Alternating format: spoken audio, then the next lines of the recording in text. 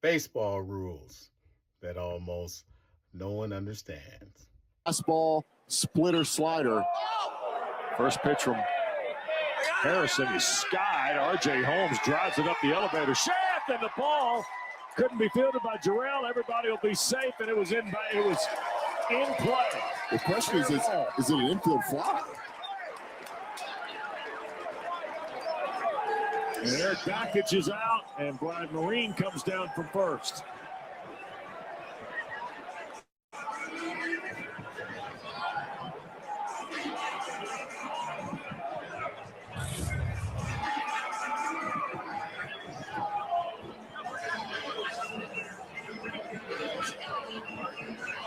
I mean, this is an absolute adventure from the beginning. There's a lot of questions with this one. Tips off the glove of Jarrell. They're gonna sort this thing out because if he drops it, he's in foul territory and he drops it. Obviously, it's a foul ball. He's kind of on that border and he hits it, and obviously, if it hits off the glove, it ends up in fair territory. Also, the question, like, if that was a skied fly ball to the pitcher and it's an infield fly all day long, less than 2 outs. Right. A lot to sort out here. So now they're calling Chris Pollard. And now I got Brian Miller talking to the third base coach, and Chris Pollard's upset. The third base coach.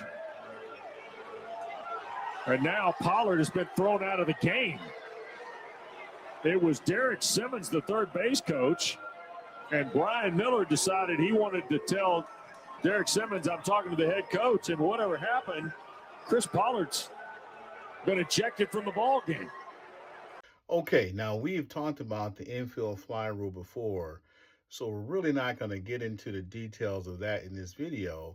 But if you are interested in learning more about the infield fly rule, check my playlist or send me a direct message and I'll tag you in where that is located.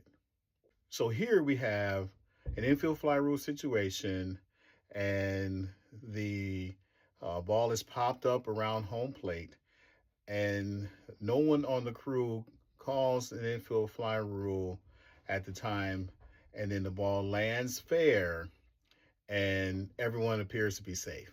Next, you have the coach of the defense come out and say, hey, isn't that an infield fly rule situation? And then the crew gets together and then they decide, yep, you're right.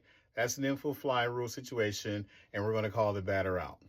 This doesn't make the offensive head coach very happy, which ends up leading to his ejection. So now the question is, can you call an infield fly after the play has happened?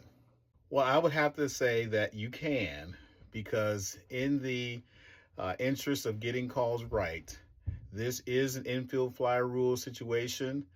Infield fly should have been called because it's near the foul line. You might want to add the words if fair, but this is an infield fly rule situation, which means that the batter runner would be out and the runners would be able to advance at their own risk, which they did, and they were called safe. So the runners were able to stay at second and third, and the runner at first was called out. Now let's flip it around.